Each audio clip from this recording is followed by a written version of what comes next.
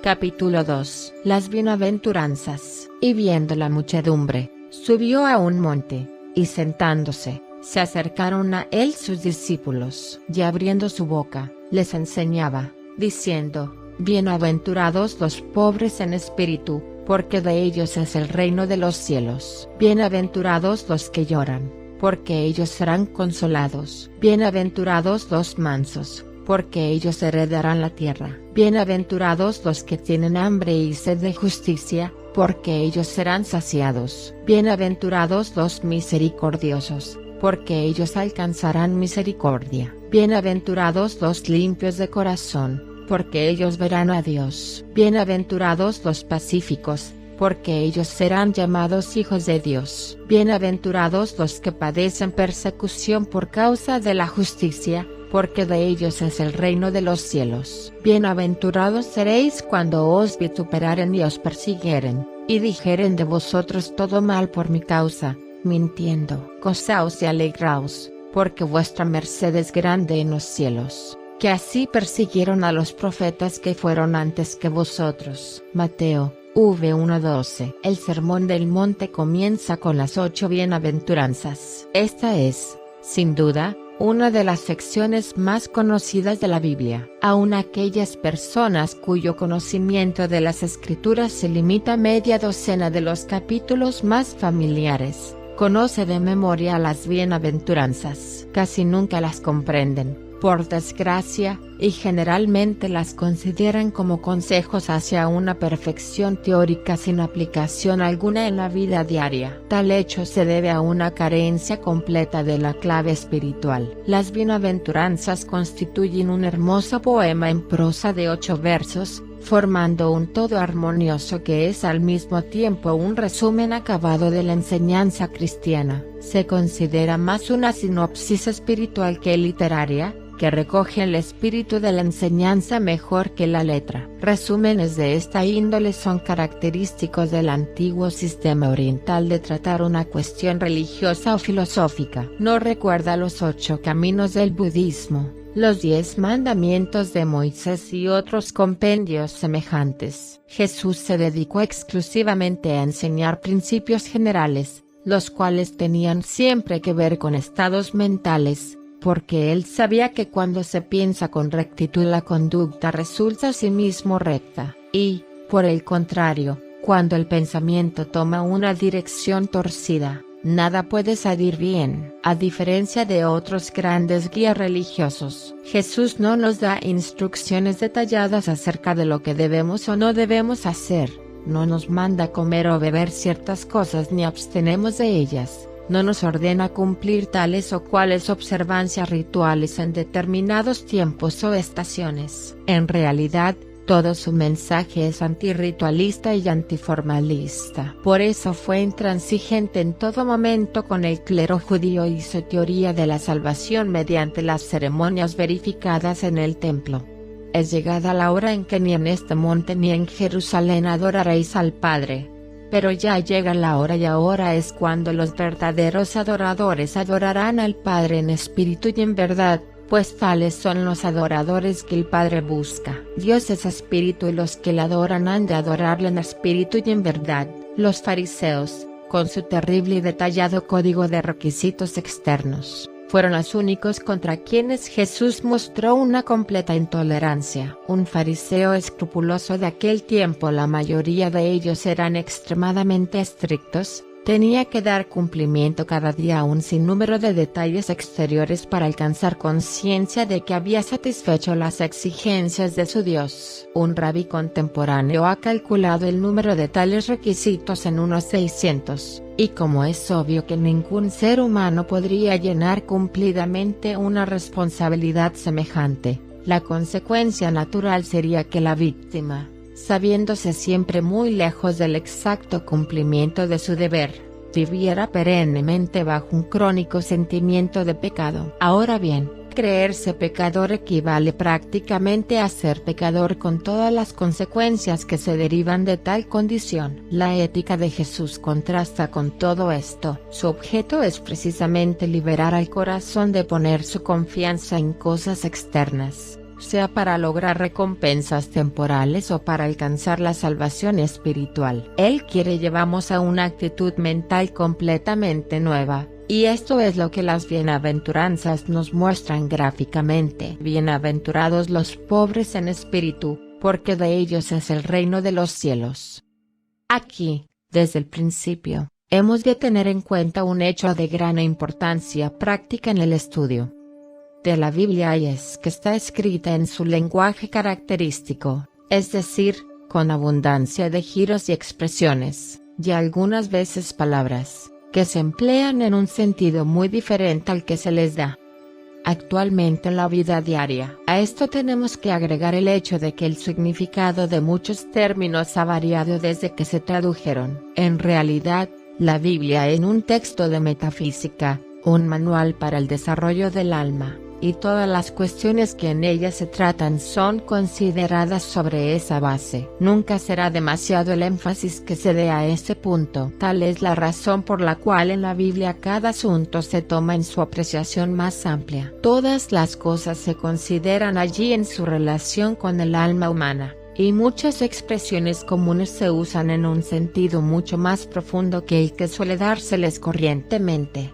Por ejemplo, la palabra pan, tal como se emplea en la Biblia, significa no solamente cualquier clase de alimento para el cuerpo físico, lo cual es la interpretación literaria más comprensiva, sino todas las cosas que el ser humano requiere, tales como ropa, albergue, dinero, educación, amistades, etc., y, sobre todo, las cosas espirituales, como percepción, comprensión y, en especial, realización espiritual. Danos hoy el pan de cada día. Yo soy el pan de la vida, el que coma de este pan. Otro ejemplo es la palabra prosperidad. En las escrituras significa mucho más que la mera adquisición de bienes materiales. Su verdadero significado es eficacia en la oración, obtener respuesta a la oración. He aquí, para el alma humana, la única prosperidad que vale la pena de ser buscada. Y si alcanzamos tal respuesta, es natural también que todas nuestras necesidades materiales sean igualmente satisfechas. Claro que ciertas cosas materiales son esenciales en este plano de la existencia, pero esta clase de riqueza es, en efecto, lo que menos importancia tiene en la vida, y esto es lo que quiere decir la Biblia cuando da a la palabra próspero su sentido verdadero. Ser pobre en espíritu no significa bajo ningún concepto lo que hoy en día llamamos pobreza espiritual. Ser pobre en espíritu significa haber renunciado a toda idea preconcebida para buscar a Dios de todo corazón. El que es pobre en espíritu está dispuesto a dejar a un lado su actual modo de pensar, sus ideas y prejuicios, y hasta su presente manera de vivir si es necesario. En otras palabras, está dispuesto a echar por la borda todo aquello que pudiera representarle un obstáculo en su búsqueda de Dios. Uno de los pasajes más conmovedores de toda la literatura es el que se refiere al hombre rico y joven, el cual pasó por alto una de las oportunidades más grandes que se le brindaron. He aquí la historia de la humanidad en general. Rechazamos la salvación que Jesús nos ofrece, es decir, nuestra oportunidad de encontrar a Dios, porque tenemos grandes posesiones.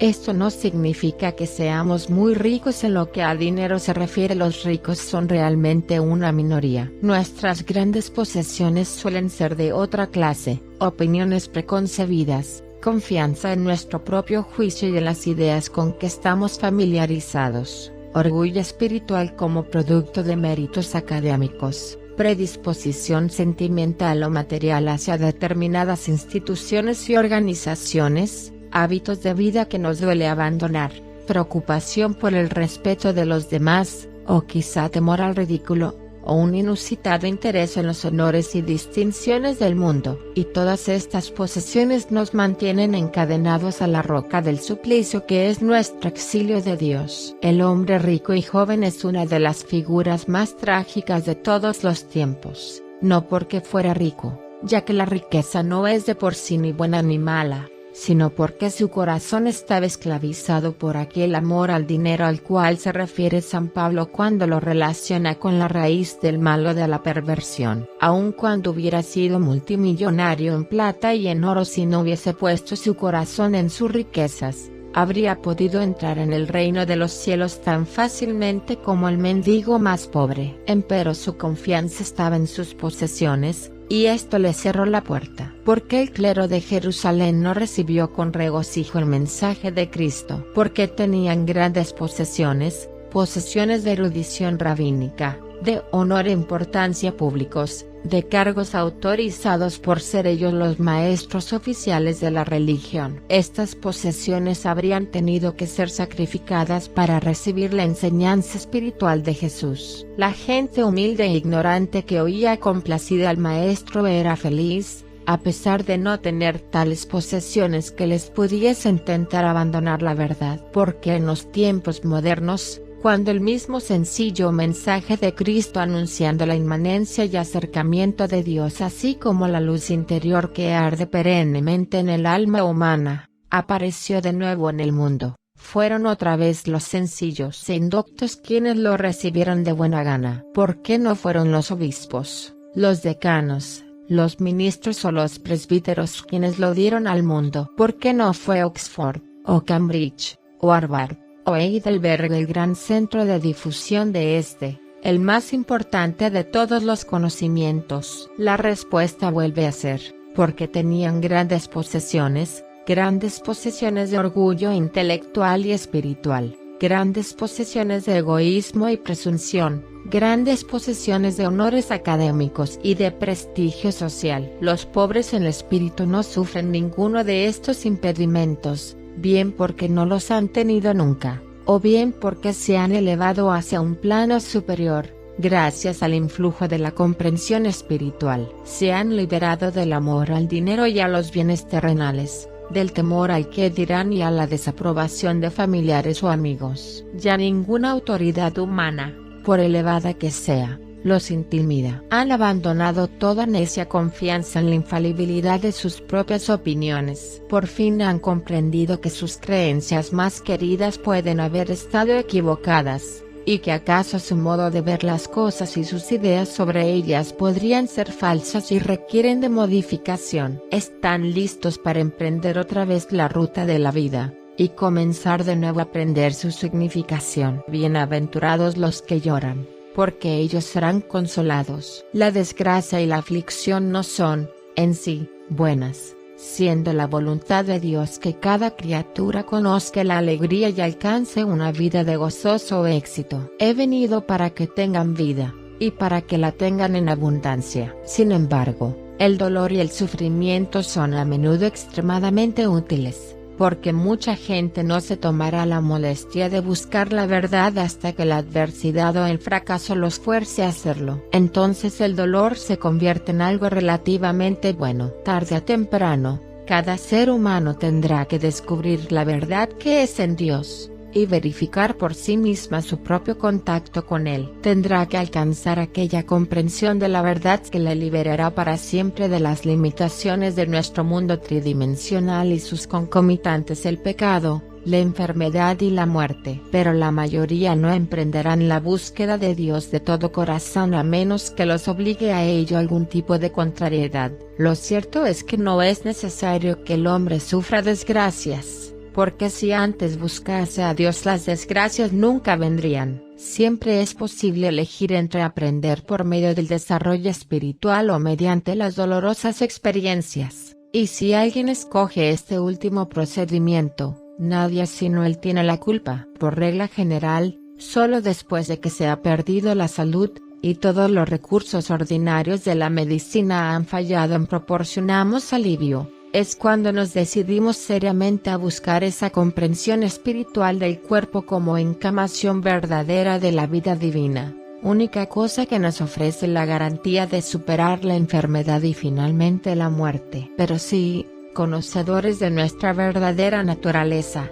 nos volviésemos a Dios mientras nuestra salud es buena, no se daría nunca el caso de que cayésemos enfermos. De igual manera sucede con la pobreza. Solo cuando la apretura económica se extrema, habiéndose perdido los más indispensables recursos, es cuando nos volvemos a Dios como último refugio, y aprendemos que el poder divino es en realidad la fuente de todos los bienes que la humanidad recibe, y que las cosas materiales no son sino los canales por los cuales se manifiesta la bondad de Dios. Pero es necesario que esta lección sea aprendida a fondo antes de que un hombre pueda alcanzar experiencias más altas y amplias que las que tiene en el presente. En la casa del Padre hay varias moradas, pero la llave de la morada superior es siempre el dominio completo de aquella en la cual estamos. Por eso resulta muy conveniente el hecho de que debamos aprender lo antes posible de dónde y cómo nos viene nuestra prosperidad. Si los que son prósperos reconocieran a Dios como la verdadera fuente de lo que tienen, mientras aún están prósperos,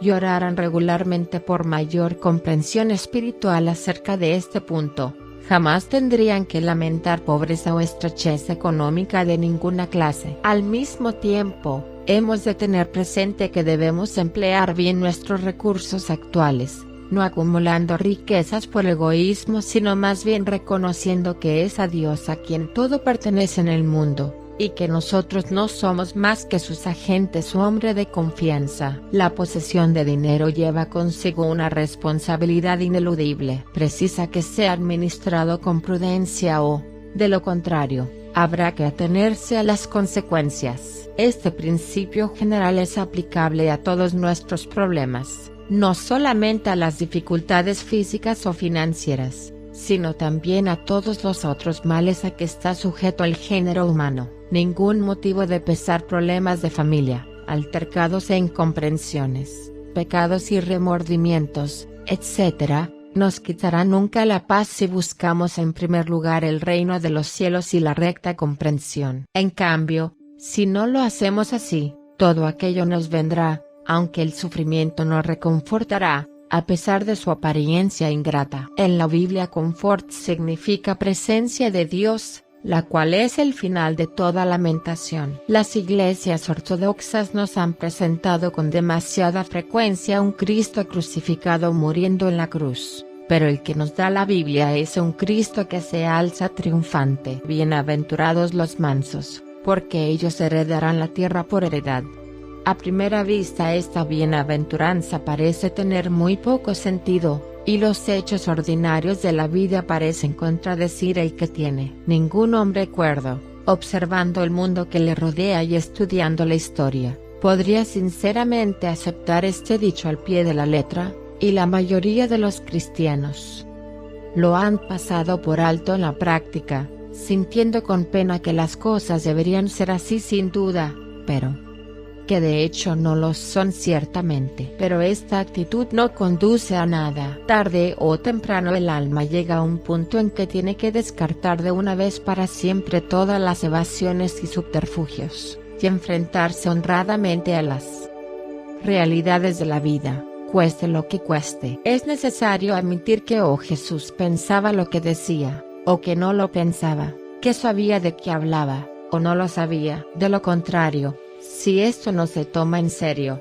nos vemos arrastrados a una posición que ningún cristiano querría aceptar, o que Jesús decía lo que no creía en verdad, como hace la gente poco escrupulosa, o que decía disparates. Esta situación ha de ser definida en el mero principio de nuestro estudio del Sermón del Monte, es decir, o tomamos en serio a Jesús, o no. Y en este caso su enseñanza deberá ser abandonada del todo y la gente debe dejar de llamarse cristiana. Honrar a Jesús de labios afuera, decir que el Evangelio es la verdad divinamente inspirada, jactamos de ser cristianos y después evadimos de poner en práctica en la vida diaria todo lo que se infiere de su doctrina, es simplemente debilidad fatal e hipocresía de la peor especie. O Jesús es un guía digno de confianza, o no lo es. Y si lo es, honrémosle aceptando que él, en realidad, sabía lo que decía, y que conocía mejor que nadie el arte de vivir. Las penas y ansiedades que padece la humanidad se deben por completo al hecho de que nuestro modo de vivir es tan opuesto a la verdad que las cosas que Jesús dijo y enseñó nos parecen a primera vista absurdas y locas. Lo cierto es que cuando se la comprende correctamente, encontramos que la enseñanza de Jesús es no solamente verdadera, sino sumamente practicable. En verdad es la más practicable de todas las doctrinas. Llegamos a descubrir, pues, que Jesús no era un visionario sentimental ni un mero dispensador de trivialidades, sino un consumado realista como solo un gran místico puede serlo, y la esencia total de su doctrina así como su aplicación práctica están comprendidas sumariamente en este texto. Esta bienaventuranza se halla entre la media docena de los versículos más importantes de la Biblia. Cuando se está en posesión del sentido espiritual de este texto, se posee el secreto de dominio, el secreto que nos hace aptos para superar toda clase de dificultad. Es, literalmente, la llave de la vida. Es el mensaje de Jesús reducido a una sola frase. Estas palabras son, actualmente, como la piedra filosofal de los alquimistas que transforman el metal básico de la limitación y la aflicción en el oro del confort, o sea, la verdadera armonía. Notemos que hay en el texto dos palabras que obran como polos sobre la tensión, manso y tierra. Ambas son empleadas en un sentido muy especial y altamente técnico, el cual ha de ser bien aclarado antes de que se revele el significado oculto que llevan en el fondo. En primer lugar, la palabra tierra no se usa en la Biblia como mera referencia al globo terrestre. Significa manifestación. Manifestación o expresión es el resultado de una causa. Es necesario que una causa se manifieste o exprese antes que podamos conocerla. Y, por otra parte, toda manifestación o expresión tiene que tener su causa. Ahora bien, en la metafísica divina, y particularmente en el Sermón del Monte, aprendemos que toda causa es mental, y que nuestros cuerpos y todo lo que nos concierne hogar, negocios, toda nuestra experiencia, no son sino la manifestación de nuestro propio estado mental. El hecho de que seamos inconscientes de la mayor parte de nuestros estados mentales no quiere decir nada, porque de todos modos están ahí en la mente subconsciente, no importa que ya los hayamos olvidado o que jamás hayamos sido conscientes de ello. En otras palabras, nuestra tierra significa la totalidad de nuestra experiencia externa. Y heredar la tierra significa adquirir dominio sobre esa experiencia, o sea, tener la facultad de ordenar nuestra vida en condiciones de armonía y éxito positivo. Toda la tierra se llenará de la gloria del Señor. Su alma morará a gusto y su simiente, oraciones, heredera la tierra el Señor reina, gócese la tierra. Así vemos que cuando la Biblia habla acerca de la tierra, poseer la tierra, gobernar la tierra, llenar la tierra de su gloria, etc., se refiere a nuestras condiciones de vida, desde la salud corporal hasta el más mínimo detalle de nuestros asuntos personales. Y este texto está ahí para decirnos cómo podemos alcanzar pleno dominio sobre nuestra vida y ser así los dueños de nuestro destino. Pero veamos cómo puede hacerse esto. La bienaventuranza dice que el dominio, o sea, la capacidad de gobernar las condiciones de nuestra vida, ha de alcanzarse de cierta manera, y de la más inesperada de las formas, nada menos que siendo manso. No obstante, es también cierto que esta palabra está usada en un sentido especial y técnico. Su significación verdadera no es en modo alguno la que hoy se la da en el lenguaje moderno. En efecto,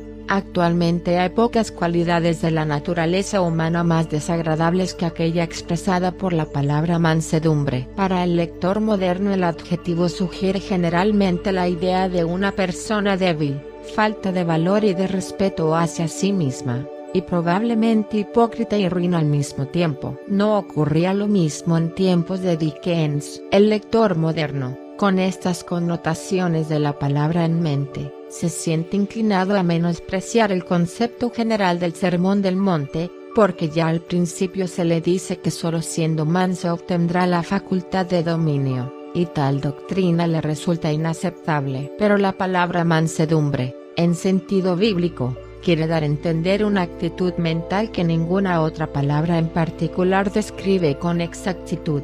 Y precisamente en esa actitud mental radica el secreto de la prosperidad o del éxito en la oración. Es una combinación de mente abierta, de fe en Dios, y del convencimiento de que la voluntad de Dios con respecto a nosotros es siempre algo vital e interesante, que trae gozo a la existencia, y muy superior a cuanto nosotros pudiéramos imaginar. Este estado mental incluye asimismo una completa predisposición a permitir que la voluntad de Dios se manifieste en la forma que considere mejor la sabiduría divina, y no según el modo particular que nosotros hayamos escogido. Esta actitud mental, compleja en su análisis aunque sencilla en sí misma, es la llave del poder, o sea, el éxito en la prueba. No hay palabra para ella en el lenguaje corriente porque la cosa no existe sino para quienes están afirmados sobre la roca espiritual de la palabra de Jesucristo. Si deseamos heredar la tierra,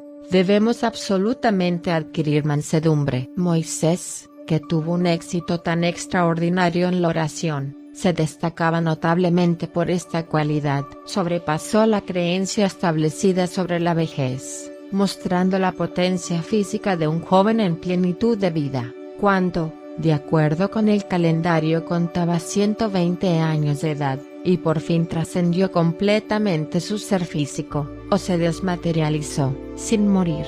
Recordamos también que Moisés, además de su éxito personal, realizó una obra maravillosa por su pueblo, liberándolo de la esclavitud en Egipto a través de increíbles dificultades, porque el afortunado éxodo fue la prueba de Moisés y de unas cuantas almas superiores que le ayudaban, e influyendo en todo el curso ulterior de la historia con su enseñanza y sus hazañas. Moisés tenía una mente abierta, lista siempre para aprender y poner en práctica nuevos modos de pensar y de actuar. No rechazaba una revelación acabada de surgir con el pretexto de ser novela revolucionaria, como habría hecho la mayoría de sus presuntuosos colegas de la jerarquía religiosa en Egipto. Él no estaba exento, por lo menos al principio, de serias faltas en su carácter, pero su alma era demasiado grande para ser tocada por el orgullo espiritual o intelectual, por eso se fue alzando poco a poco sobre tales defectos,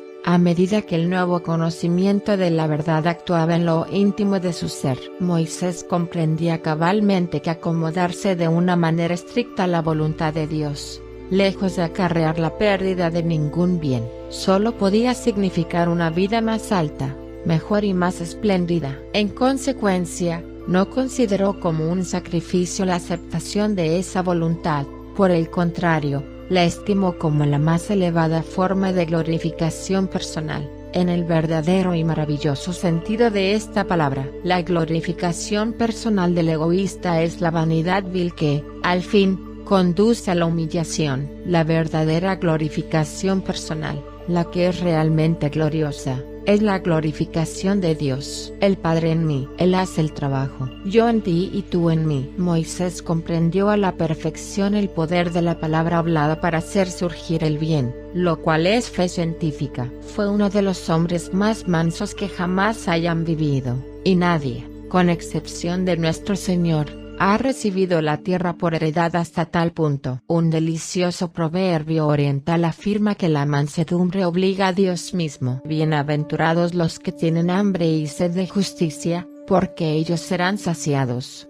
Justicia es otra de las palabras clave de la Biblia que el lector tiene que poseer si quiere penetrar en el profundo sentido del libro. De igual manera que tierra y manso, justicia es un término técnico usado en un sentido definido y especial. Justicia, en su acepción bíblica, tiene que ver no solamente con rectitud de conducta, sino con el pensamiento recto en cada aspecto de la vida. A medida que nos adentremos en el estudio del Sermón del Monte, encontraremos en cada frase una reiteración de esta gran verdad.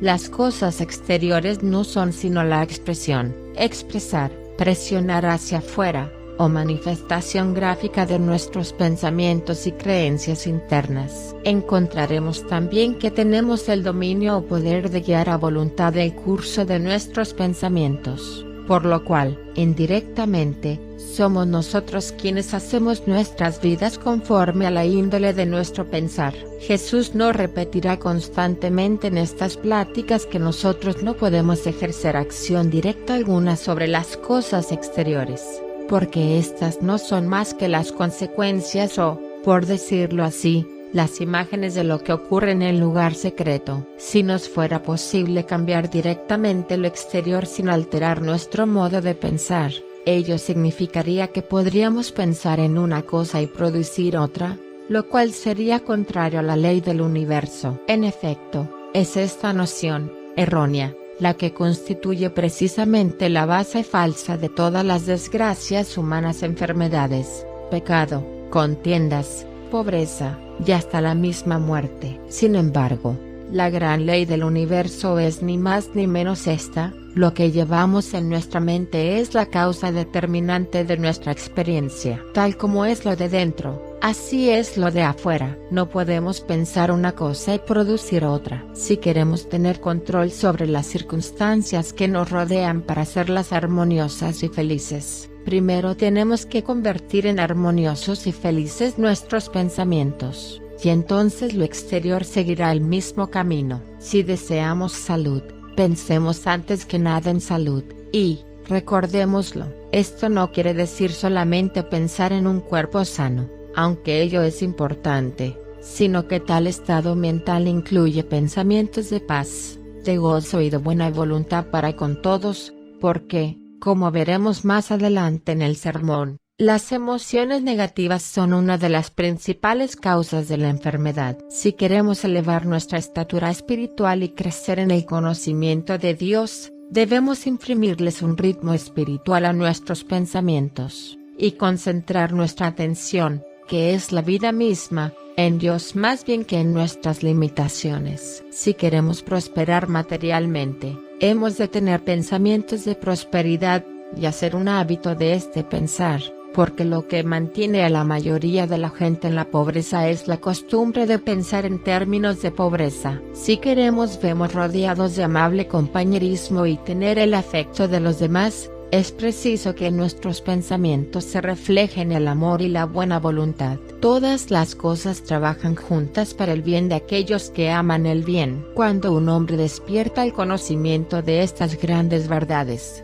naturalmente trata de aplicarlas a la vida, comprendiendo al fin la importancia vital de la justicia, o de mantener solamente pensamientos armoniosos. Un hombre razonable empieza enseguida a tratar de poner en orden su casa, pero encuentra que, aunque la teoría es bastante simple, la práctica es cualquier cosa menos fácil. Ahora bien, ¿por qué ha de ser esto así? La respuesta estriba en la extraordinaria potencia del hábito, y nuestros hábitos de pensamiento son a la vez los más sutiles y los más difíciles de romper. Abandonar un hábito físico es comparativamente más fácil, si uno se lo propone con seriedad, porque la acción sobre el plano físico es mucho más lenta y palpable que sobre el plano mental. Cuando se trata de hábitos mentales no podemos, por así decirlo, echamos a un lado y mirarlos objetivamente como hacemos al contemplar nuestras acciones. Nuestros pensamientos se deslizan por el campo del conocimiento en una corriente incesante, y con tal rapidez que solo con una vigilancia activa y constante podemos dirigirlos. Además, el teatro de nuestros actos es el lugar en que nos encontramos. No puedo obrar más que en donde estoy. Puedo, por supuesto, dar órdenes por carta o por teléfono, o puedo tocar un timbre y obtener ciertos resultados a distancia. No obstante, el acto mismo ocurre donde estoy y en el momento actual. En cambio, con el pensamiento puedo recorrer todo el panorama de mi vida, evocar a todas las personas que he conocido, y con igual facilidad puedo sumergirme en el pasado o remontarme hacia el futuro. Vemos, por lo tanto, que la tarea de lograr un equilibrio de pensamiento justo y pleno de armonía, es mucho mayor de lo que a primera vista parece. Por esta razón, muchos se desalientan y se culpan a sí mismos, al no poder transformar enseguida su ritmo mental y, como dice San Pablo, destruir para siempre al viejo Adán. Esto, por supuesto, es un grave error. La condena de sí mismo, al ser un pensamiento negativo y por lo tanto injusto, tiende a producir más dolor aún, conservando el viejo círculo vicioso. Si no progresamos tan aprisa como quisiéramos, El remedio es redoblar la vigilancia a fin de mantener el pensamiento en un cuidadoso estado de armonía. No nos detengamos en nuestros errores o en la lentitud de nuestro progreso. Clamemos por la presencia de Dios en nuestra vida, con tanto más ahínco cuanto mayor sea la dificultad que trata de desalentarnos. Pidamos sabiduría, poder o prosperidad en la oración. Hagámonos un inventario mental y revisemos con cuidado nuestra vida. No sea que en algún rinconcito de nuestra mente aún se escondan pensamientos torcidos. ¿Sigue habiendo aún algún aspecto de nuestra conducta que no es del todo recto? ¿Hay alguien a quien no hemos perdonado todavía? ¿Nos permitimos algún tipo de odio político, religioso o racial? Si tenemos allí tal sentimiento, seguro que está disfrazado bajo la capa de una falsa justificación. Si lo descubrimos, arranquémosle el disfraz de ilusión con que se oculta, y deshagámonos de él como si fuera una cosa perniciosa porque está envenenando nuestra vida. ¿Se nos ha colado en el corazón cierta dosis de envidia personal o profesional? Este sentimiento vicioso es mucho más común de lo que suele admitirse en buena sociedad. Si damos con él, echémoslo, cueste lo que cueste. ¿Estamos abatidos por alguna pena sentimental, algún anhelo inútil o imposible? En tal caso,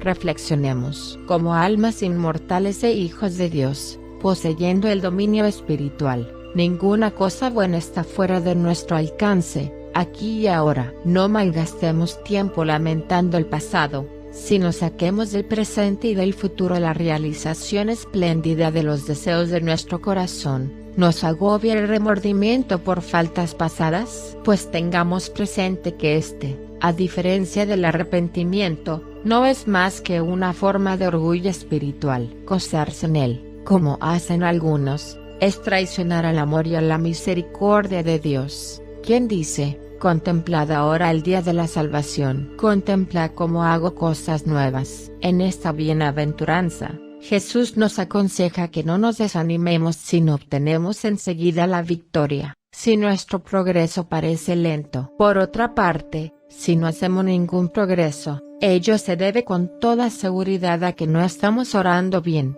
y nos toca a nosotros descubrir la causa examinando nuestra vida y pidiendo de lo alto sabiduría y dirección. En verdad, debemos pedir constantemente a Dios que nos ilumine y nos guíe, y derrame sobre nosotros el poder vivificante del Espíritu Santo, para que la eficacia de nuestra oración, nuestra prosperidad, sea creciente de día en día. Pero si vemos algún adelanto, si las cosas mejoran aun cuando sea despacio, no hay motivo para que nos sintamos desanimados. Tan solo es necesario que nos esforcemos resueltamente, y que nuestros intentos sean sinceros. Es imposible que un hombre persevere en buscar la verdad y la justicia de todo corazón, sin que sea coronado por el éxito. Dios no es falso y no se burla de sus hijos. Bienaventurados los misericordiosos, porque ellos alcanzarán misericordia.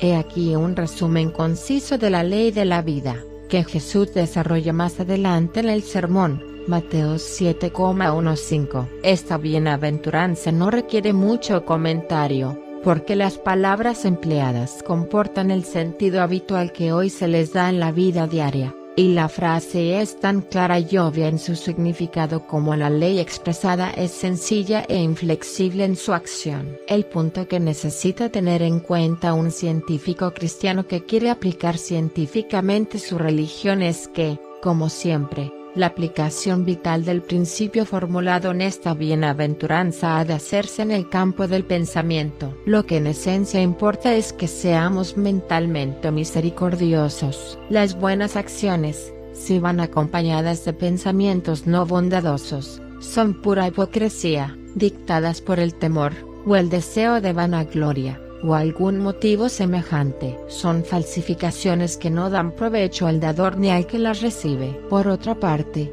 un pensamiento bueno hacia nuestro prójimo lo bendice espiritual, mental y materialmente, y nos bendice a nosotros al mismo tiempo. Seamos misericordiosos al juzgar a nuestro prójimo, porque lo cierto es que todos somos uno, y cuanto mayor parezca ser su error, tanto más grande es nuestro deber de ayudarle con el pensamiento adecuado, facilitándole así la manera de liberarse. Tan pronto comprendamos el poder del pensamiento espiritual, la verdad del Cristo, adquirimos una responsabilidad que otros no tienen, y que no podemos evadir. Cuando tengamos evidencia de la falta de nuestro prójimo, recordemos que el Cristo que está en él clama por el socorro de nosotros, que estamos iluminados. Así que, seamos misericordiosos, porque en realidad y en verdad todos somos uno, formamos parte del manto viviente de Dios. El mismo trato que hoy les damos a otros,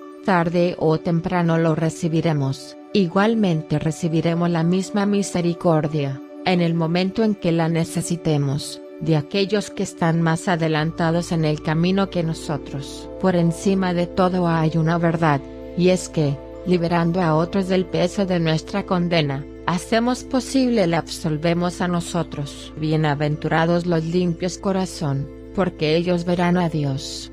Este es otro de esos preceptos maravillosos en los que la Biblia es tan rica. Toda la filosofía de la religión se encuentra aquí, resumida en pocas palabras. Como es costumbre en las Escrituras, las palabras están usadas en un sentido técnico y abarcan una idea mucho más amplia que la que tienen en la vida diaria. Empecemos considerando la promesa que se nos hace en esta bienaventuranza, nada menos que ver a Dios. Ahora bien, sabemos desde luego que Dios no tiene forma corporal, y por lo tanto el asunto no consiste en verle tal como vemos físicamente con nuestros ojos a un semejante o un objeto. Si pudiésemos ver a Dios de esta manera, sería limitado y, por lo tanto, ya no sería Dios. Ver se refiere aquí a la percepción espiritual, aquella capacidad de concebir la naturaleza verdadera de Dios, de la cual infortunadamente carecemos. Vivimos en el universo de Dios, pero no conocemos en manera alguna cómo es en realidad. El cielo no es un lugar lejano en el firmamento, sino que nos está rodeando ahora mismo. Pero como nos falta la percepción espiritual, no podemos reconocerlo, o, por decirlo de otro modo, no podemos experimentarlo. Y ese es el sentido en que podemos entender que se nos niega la entrada al cielo. Estamos en contacto con un fragmento pequeñísimo de ese cielo al cual llamamos universo, pero aún ese pequeño fragmento lo vemos torcido en su mayor parte. El cielo es el nombre religioso que significa la presencia de Dios. El cielo es infinito, pero nuestra manera de ver las cosas nos lleva a interpretarlo en función de un mundo de 3 dimensiones. El cielo es la eternidad, pero la experiencia que tenemos aquí llega a nuestro conocimiento en serie, en una secuencia que llamamos tiempo, lo cual nunca permite que comprendamos una experiencia en su totalidad. Dios es el Espíritu Divino, y en ese Espíritu no hay limitaciones ni restricciones de ninguna clase. Sin embargo, vemos todas las cosas distribuidas en lo que llamamos espacio, es decir, están espaciadas. Ello da lugar a una restricción artificial que constantemente estorba el reagrupamiento de los sucesos de nuestra experiencia que requiere el pensamiento creador. El cielo es el reino del espíritu, la sustancia pura. Allí no hay vejez, ni decadencia, ni discordia. Es el reino del eterno bien. Y sin embargo, a nuestros ojos todo está envejeciendo, decayendo, deteriorándose, floreciendo para marchitarse, naciendo para morir. Nos parecemos a un daltónico que estuviera en un jardín rodeado de bellas flores. Por todos alrededor hay colores gloriosos, pero él no los percibe, no está consciente de ellos. Para él todo es negro, o blanco, o gris. Si suponemos que le falta también el sentido del olfato, comprenderemos que no puede apreciar más que una parte infinitesimal de la magnificencia de ese jardín. No obstante, todo ese resplandor está delante de él y es para él, pero no es capaz de percibirlo. A esta limitación se la conoce en teología como caída del hombre y consiste en tener una tendencia a ejercer su voluntad en oposición a la voluntad de Dios. Dios hizo al hombre íntegro, pero éste se ha buscado muchas limitaciones. Nuestra tarea es superar esas limitaciones tan rápidamente como sea posible, hasta que lleguemos a conocer las cosas como en realidad son. Esto es lo que quieren decir las palabras ver a Dios y verle cara a cara. Ver a Dios es comprender la verdad, una experiencia que trae la libertad infinita y la felicidad perfecta. En esta maravillosa bienaventuranza Jesús nos dice exactamente cómo habrá de cumplirse esta tarea suprema, y quiénes son los que la llevarán a cabo. Los limpios de corazón. Aquí de nuevo hay que tener en cuenta que las palabras puro y pureza tienen un sentido mucho más amplio que el que corrientemente se les atribuye. Pureza, en la Biblia, significa mucho más que la limpieza física. Por importante que ésta sea, en plenitud de sentido consiste en el reconocimiento de Dios como la única causa verdadera y el único poder verdadero que existe. Es lo que en otro lugar se denomina el ojo simple y es nada menos que el secreto por medio del cual podemos escapar de toda enfermedad, desgracia o limitación, en fin, a la caída del hombre. Por lo cual, bien podríamos parafrasear esta bienaventuranza más o menos de este modo: bienaventurados quienes reconocen a Dios como la única causa verdadera, la única presencia verdadera y el único poder real, no de una manera teórica o formal, sino en la práctica, es decir, con palabras y acciones, y no meramente en una parte de su vida, sino en todo rincón de la vida y del espíritu, no teniendo reserva alguna para con Dios, sino armonizando la voluntad de ellos, aun en los detalles más menudos, con la voluntad de Él, porque ellos vencerán todas las limitaciones de espacio, tiempo y materia, así como las flaquezas de la mente camal, y estarán conscientes y gozarán para siempre de la presencia de Dios. Podemos advertir lo tosca que resulta cada paráfrasis de la verdad bíblica comparada con la concisión y gracia del libro santo. Pero conviene que cada persona parafrasee de vez en cuando los textos más conocidos de la Escritura, porque esto le ayudará a comprender con exactitud cuál es el significado que les va atribuyendo. Ello también servirá para destacar algún sentido profundo sobre el cual se ha pasado inadvertidamente. Notemos que Jesús habla de los limpios de corazón. La palabra corazón en la Biblia indica generalmente lo que los psicólogos modernos llaman la mente subconsciente. Esto es de extrema importancia, porque no basta que aceptemos la verdad solo con la mente consciente. En tal caso nuestra aceptación no es más que una opinión. Solo cuando es aceptada por la mente subconsciente, y asimilada así por toda la mentalidad, puede la verdad reformar el carácter y transformar la vida. Como un hombre piensa en su corazón, así es él. Guarda tu corazón con diligencia, pues de él brotan las fuentes de la vida. Mucha gente, especialmente la que se considera culta, posee un caudal de conocimientos que no logran cambiar ni mejorar su vida. Los médicos saben todo sobre la higiene, pero viven a menudo de una manera poco higiénica. Los filósofos que están enterados de la sabiduría humana atesorada a través de los siglos, continúan conduciéndose de una manera tonta y absurda. Por consiguiente, unos y otros tienen vidas frustradas e infelices. La razón de ello es que sus conocimientos son simplemente opinión, erudición acumulada en la mente. Para que un conocimiento pueda cambiarnos es necesario que se incorpore a nuestra mente subconsciente, vale decir, que penetre hasta lo más íntimo del corazón. Los psicólogos modernos están en lo cierto al tratar de reeducar la mente subconsciente, aunque hasta ahora no han encontrado el método seguro para ello. Ese método no es otro que la oración científica, o sea, la práctica de la presencia de Dios. Bienaventurados los pacíficos, porque ellos serán llamados hijos de Dios.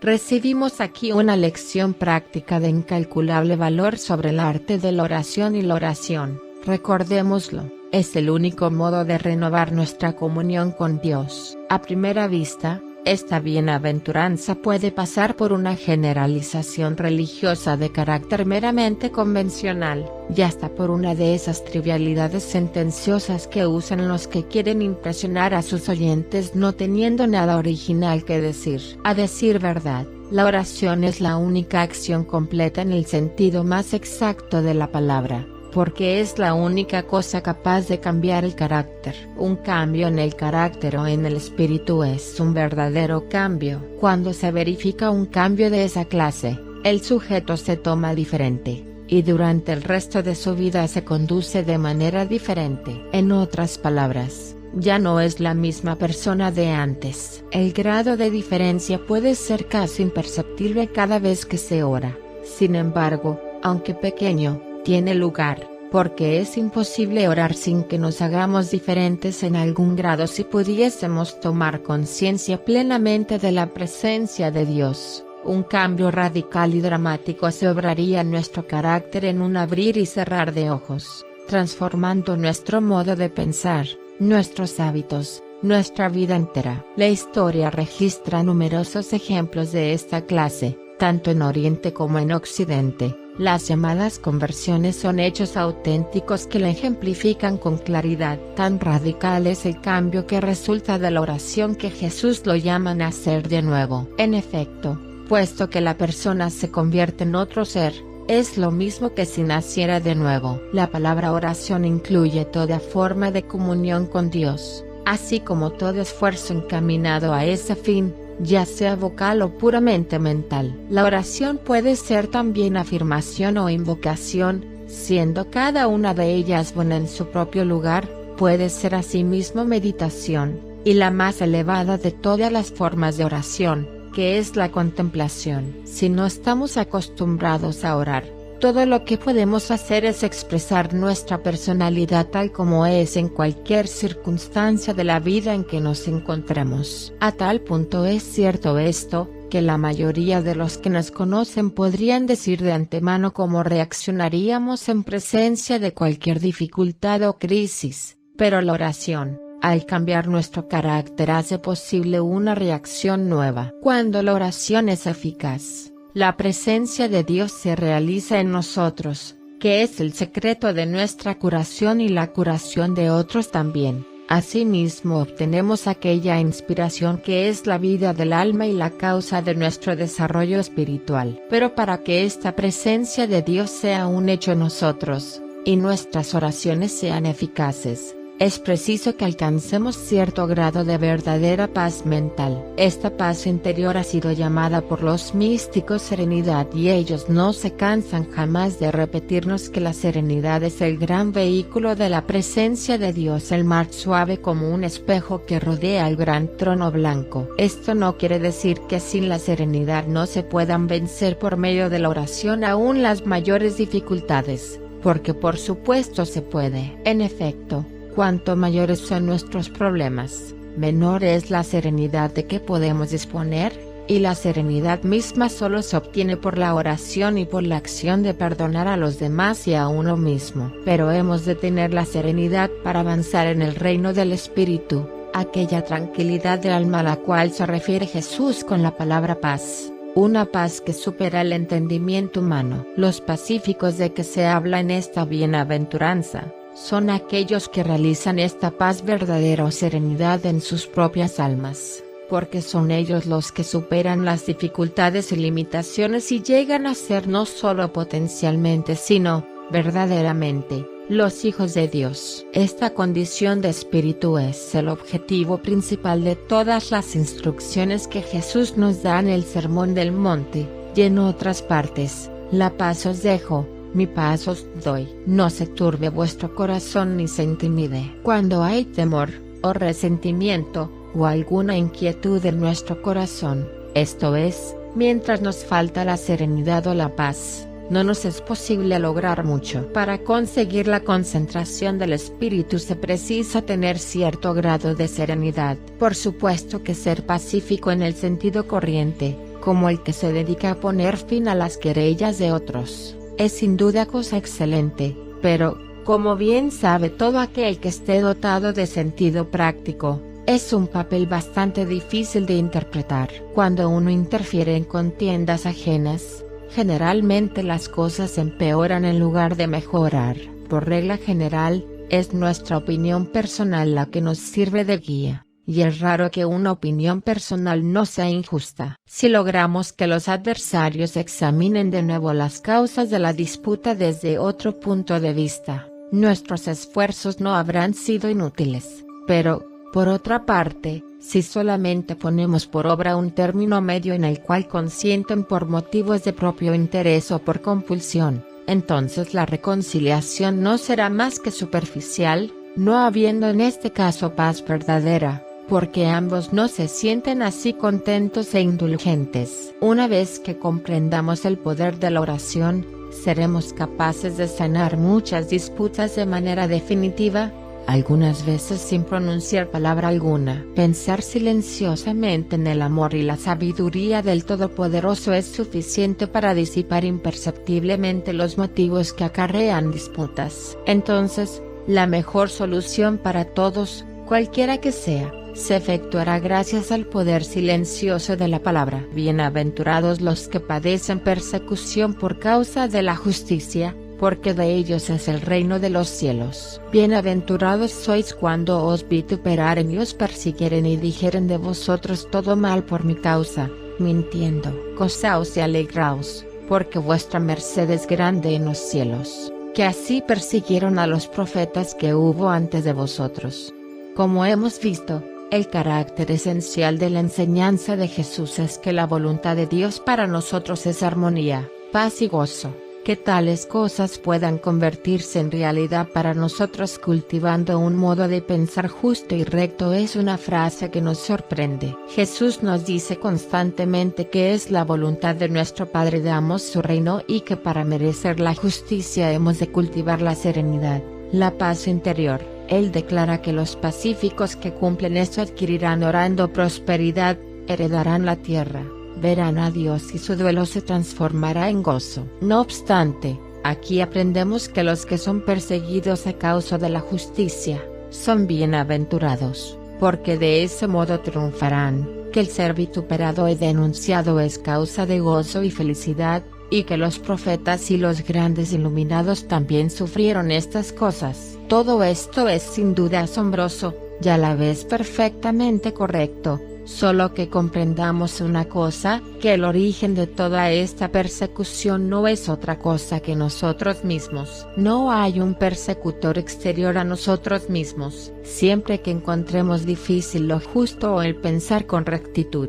siempre que sintamos la tentación de considerar injustamente determinada situación, o persona, o aún nosotros mismos, siempre que nos sintamos inclinados a ceder a la cólera, o a la desesperación, entonces somos perseguidos a causa de la justicia, lo cual resulta ser una condición bienaventurada y bendita. Todo tratamiento espiritual u oración científica implica una lucha con el yo inferior, el cual prefiere el viejo modo de pensar y se levanta y nos insulta, por decirlo dramáticamente, a la manera oriental. Todos los grandes profetas e iluminados de la especie humana, que al fin alcanzaron la victoria, lo hicieron tras una serie de batallas consigo mismos, cuando su naturaleza inferior, el viejo Adán, los perseguía. Jesús mismo, tentado en todo según nuestra semejanza, tuvo más de una vez que hacer frente a esta persecución, especialmente en el huerto de Getsemaní, y durante algunos minutos, en la cruz misma. Ahora bien, como estos combates con nuestra naturaleza inferior han de llevarse a cabo tarde o temprano, será mejor efectuar la lucha y vencer lo antes posible, de manera que estas persecuciones resulten ser, relativamente hablando, bendiciones divinas. Notemos que en realidad no hay virtud alguna o provecho siquiera en el mero hecho de que otros nos molesten o persigan. Nada absolutamente viene a nuestra experiencia, a menos que haya algo en nosotros que lo traiga. Por lo cual, si nos acontecen molestias o dificultades es sin duda debido a que algo en nuestra mente necesita ser examinado y aclarado, porque siempre vemos las cosas como somos capaces de concebirlas. He aquí un peligro grave para los débiles, los vanidosos y los presuntuosos. Si los demás no los tratan como ellos quisieran, o si no reciben el respeto y la consideración que ellos creen que se les debe tener, aunque probablemente no lo merecen, se sienten con frecuencia inclinados a creer que son perseguidos a causa de su superioridad espiritual, e incurren en el absurdo de darse aires de grandeza con tal motivo. He aquí una patética ilusión. Según la gran ley de la vida, de la cual todo el Sermón del Monte es una exposición, solamente podemos recibir a través de nuestra existencia lo que en cada momento nos corresponde, y nadie puede impedirnos el conseguir lo que nos toca. Por esta razón toda persecución o frustración proviene absolutamente de lo interior. A pesar de que hay una tradición sentimental a la que va unido, el martirio no conlleva ninguna virtud en sí. Si el mártir tuviese una comprensión suficiente de la verdad, no le sería necesario sufrir esa experiencia. Jesús no fue un mártir. Habría podido escaparse en cualquier momento, si hubiese querido evitar la crucifixión. Pero era necesario que alguien triunfase sobre la muerte, y por esa razón consintió en morir. Él quiso, de forma deliberada y a su modo, realizar para nosotros una obra de antemano premeditada, y no precisamente un martirio. Lejos esté de nosotros el menospreciar el valor ilustre y la abnegación heroica de los mártires de todos los siglos, pero debemos recordar que si hubiesen tenido una comprensión cabal, no habrían llegado al hecho del martirio. Tener el martirio como un bien supremo, tal como hacían muchos, es tentar al destino, porque se atrae toda cosa sobre la cual se concentra la atención, aun admirándolos a causa de la elevación espiritual que alcanzaron. Sabemos que, si los mártires hubiesen amado a sus enemigos lo bastante, es decir, amarlos en el sentido científico de la palabra, reconociendo en ellos la verdad, entonces sus perseguidores romanos, incluso el mismo Nerón, habrían abierto las puertas de sus prisiones, y los fanáticos de la Inquisición habrían reconsiderado su causa.